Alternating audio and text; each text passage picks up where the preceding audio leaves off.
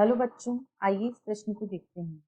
अनाजों में भ्रूण कोश की एक या कुछ सबसे बाहरी परतें आकारिकी और कारिकी रूप से उच्च रूप से विशिष्टीकृत हो जाती हैं और एल्यूरोन उत्तक बनाती हैं। निम्न कथनों में से कौन सा कथन एल्यूरोन उत्तक के संबंध में गलत है?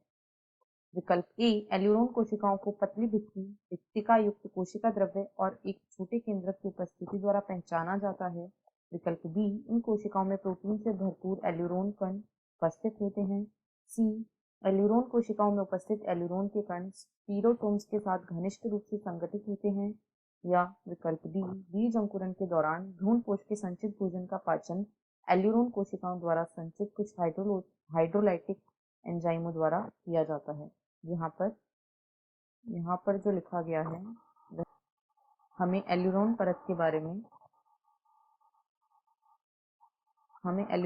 के बारे में यहाँ पर सही गलत विकल्प को चुनना है। तो इस प्रश्न की जो मुख्य अवधारणा है वह है एल्यूरोन परत।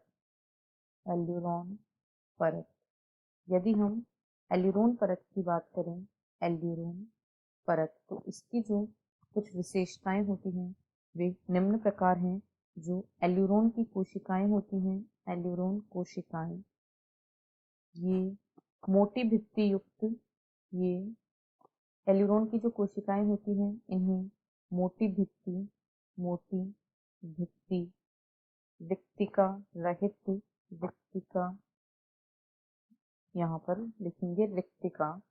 एल्यूरोन की जो कोशिकाएं होती हैं वे मोटी भित्ति युक्त होती हैं, साथ ही रिक्तिका रहित होती हैं।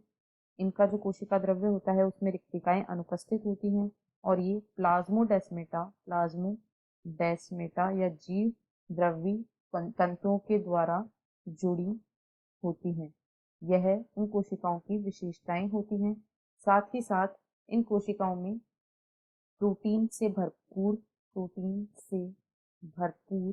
एल्यूरोन कण होते हैं। इनमें प्रोटीन से भरपूर एल्यूरोन कण पाए जाते हैं और ये जो एल्यूरोन कण होते हैं ये स्फेरोसोम के साथ जुड़े होते हैं। ये स्फेरोसोम जो कि एक माइक्रो बॉडी होती है के साथ जुड़े होते हैं।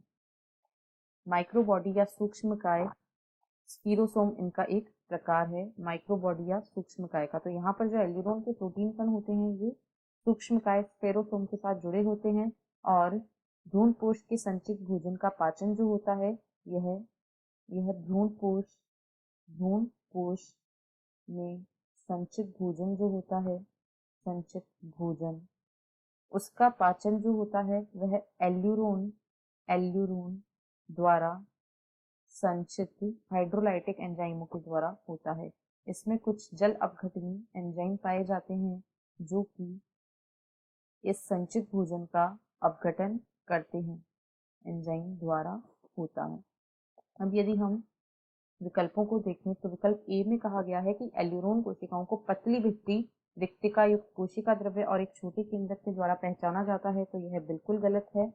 यहाँ पर सभी विशेषताएं उल्टी दी गई हैं, जबकि विकल्प बी, सी और डी में जो कथन दिए गए हैं वे सभी सही हैं। इसलिए विकल्प ए इस प्रश्न का सही उत्तर है। आशा है आपको प्रश्न समझ आया होगा। धन्यवाद।